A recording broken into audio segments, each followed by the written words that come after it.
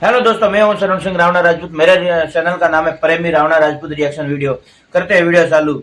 आज का हम वीडियो लेके आए हैं, सूरज पर ऐसे आते हैं तूफान, कितने खतरनाक है। देखते हैं वीडियो अंदर। आपका क्या कहना है? हेलो दोस्तों, नमस्कार। हमारा नाम है सुजाता देवी। दोस्तों आज का वीडियो हम दोस्तों लेके आए कि सूरज पर ऐसा आता है तूफान, कितना खतरनाक ये तूफान आता है, इसके बारे में दोस्तों वीडियो है। वीडियो में बने रहना। पूरा वीडियो देखे, काट काट कर ना देखे ना, मगर माहिती नहीं मिलेगी कुछ भी, ठीक है ना? पूरा वीडियो जरूर देखना। पूरा वीडियो देखें। वीडियो में 2025 में तबाही आने वाली है। सूरज की किरणों से धरती पर इंटरनेट हमेशा के लिए बंद हो जाएगा। जीपीएस सिस्टम ठप पड़ जाएगा। अंतरिक्ष में पृथ्वी का चक्कर काट रही सभी 9000 सैटेलाइट्स पर सूरज का सीधा अटैक होगा, जिससे आधे से ज्यादा सैटेलाइट्स अपना दम तोड़ सकती हैं, जिससे कई देशों की सर्विलांस और सिक्योरिटी कॉम्प्रोमाइज हो जाएगी। दुनिया भर में किसी भी जगह पूरे पावर ग्रिड तबाह हो जाएंगे और ब्लैकआउट हो जाएगा। और अगर पृथ्वी की मैग्नेटिक फील्ड इन विशाल काय और खतरनाक सौर तूफानों को रोक नहीं पाती, तो ये पृथ्वी पर पहुंच जाएगा। हर तरफ तापमान इतना बढ़ जाएगा कि जीना मुश्किल हो जाएगा। पेड़ पौधे जलकर राख हो जाएंगे और इंसानियत खतरे में आ जाएगी। ये कोई साइंस फिक्शन फिल्म की कहानी नहीं है, बल्कि सूरज की तरफ से एक बहुत बड़ा सोलर स्टॉर्म यानी सौर तूफान पृथ्वी की तरफ बढ़ रहा है। और अमेरिकन स्पेस एजेंसी नासा ने इसे लेकर वार्निंग जारी कर दी है। लेकिन क्या होते हैं ये सौर तूफान, ये कैसे पैदा होते हैं और 2025 का सौर तूफान कितना भयानक होगा, चलिए जानते हैं इस वीडियो में। दोस्तों, ये सौर तूफान कितने खतरनाक हो सकते हैं, इसे समझने के लिए हम इतिहास के सबसे भयंकर सोलर स्टॉर्म के बारे में जानते हैं। 1 सितंबर 1859 की सुबह एस्ट्रोफिजिसिस्ट रिचर्ड कैग्रिगटन अपने छत पर सूर्य को निहार रहे थे। तभी सूर्य की सतह पर ऐसा भयंकर धमाका हुआ कि उसे देखकर रिचर्ड की आंखें चमक उठी और सिर चकरा गया, क्योंकि रिचर्ड वो पहले इंसान थे जिन्होंने सूर्य पर होने वाले सौर तूफानों को अपनी आंखों से देखा था।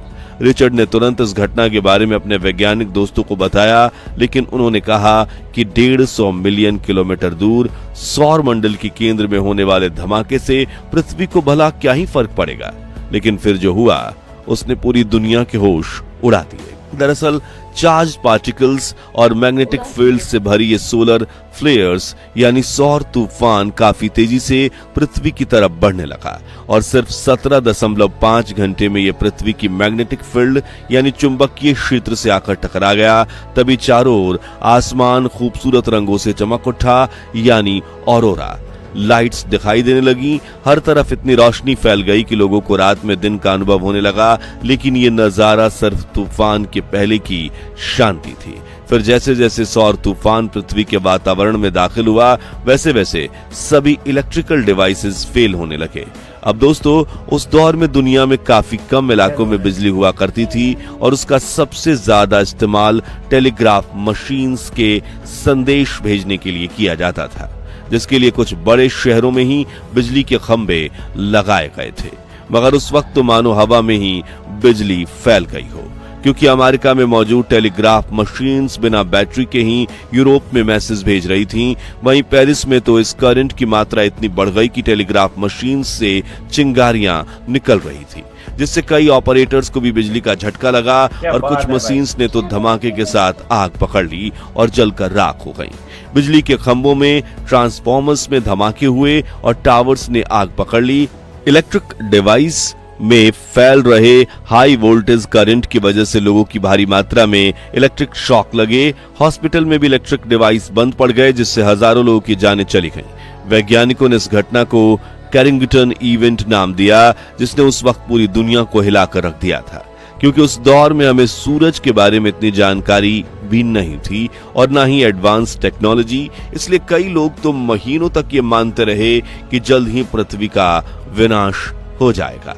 अब ये सौर तूफान से होने वाली इकलौती घटना नहीं है, बल्कि जब साल 1989 में ऐसा ही जियो मैग्नेटिक सोलर स्टॉर्म पृथ्वी से टकराया था, तब धरती पर कई पावर ग्रिड्स ब्लास्ट हो गई थी। अमेरिका, कनाडा, स्वीडन के 60 लाख लोग 9 घंटे बिजली के बिना रहे थे।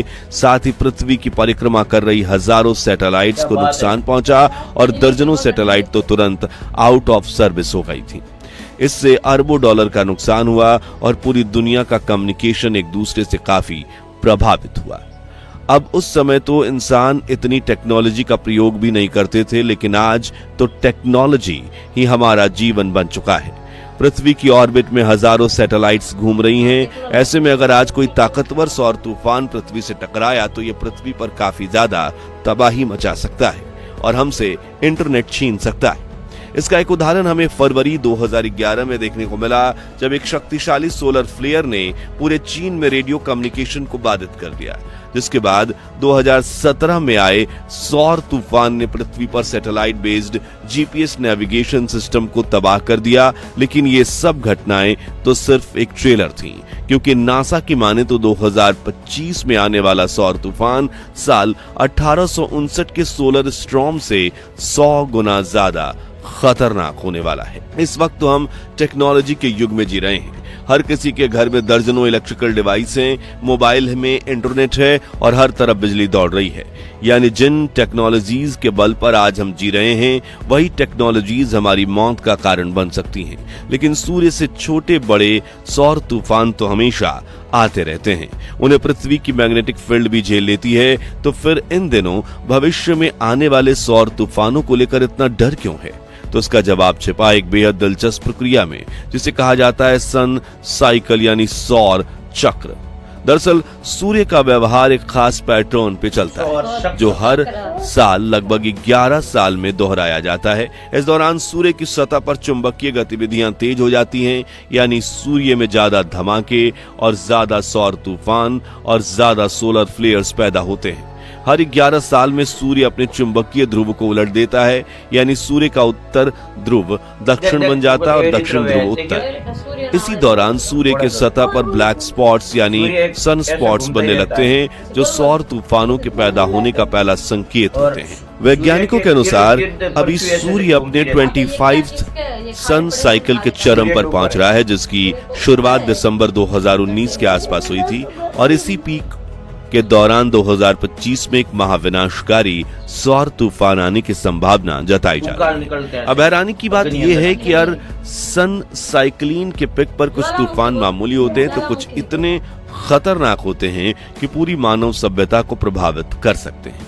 और आज की दुनिया में तो पूरी तरह टेक्नोलॉजी ही सब कुछ है। स्मार्टफोन्स, इंटरनेट, जीपीएस, सैटेलाइट्स, बिजली, air traffic control, braking system, सब कुछ सूरज के गुस्से पर निर्भर करता है। अब दोस्तों, आप सोच रहे होंगे कि आखिर ये सौर तूफान बनते कैसे हैं? तो चलिए इसे भी आसान भाषा में हम आपको समझा देते हैं। जब सूर्य की सतह पर जबरदस्त चुंबकीय हलचल होती है तो वहां ऊर्जा इकट्ठा हो जाती है। आसान शब्दों में मानो किसी प्रेशर कुकर में भाप बनना और फिर एकदम से विस्फोट होता है, जिसे हम कहते हैं सोलर फ्लेयर यानी सौर तूफान। ये रोशनी और रेडिएशन की तेज लहर होती है, जो प्रकाश की गति से चलकर सिर्फ 8 मिनट में पृथ्वी तक पहुंच जाती है। लेकिन इसके साथ एक और खतरनाक चीज चलती है, CME यानी कोरोनल मास इंजेक्शन। ये सूर्य की बाहरी परत से निकली प्लाज्मा और चार्ज्ड कणों की एक तूफानी लहर होती है, जो कुछ ही घंटों में या दिनों में पृथ्वी से टकरा सकती है। अगर पृथ्वी की मैग्नेटिक फील्ड मजबूत हो तो ये CME उससे टकराकर छितर जाती है और हमें अरोरा लाइट्स का सुंदर नजारा देती है। लेकिन अगर CME बेहद खतरनाक और ताकतवर हो और हमारी चुंबकीय ढाल कमजोर हो तो ये सीधा पृथ्वी की सतह तक पहुंच जाती हैं और यहीं शुरू होती है तबाही।